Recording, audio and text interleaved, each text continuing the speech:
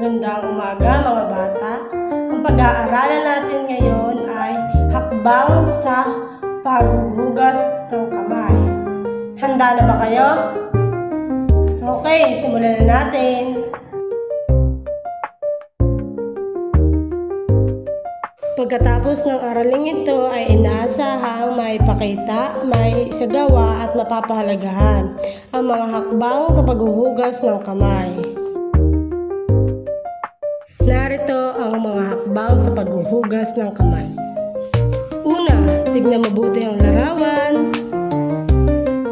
Tama! Ang una ay basain ng tubig ang kamay.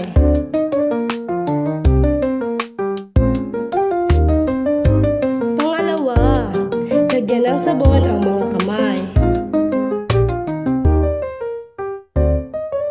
Pangatlo, kuskusing mabuti ang mga pagitan ng daliri, mga kuko, mga inlalaki, kuskusin ang pagitan ng mga dulo ng daliri sa magkabilang palad.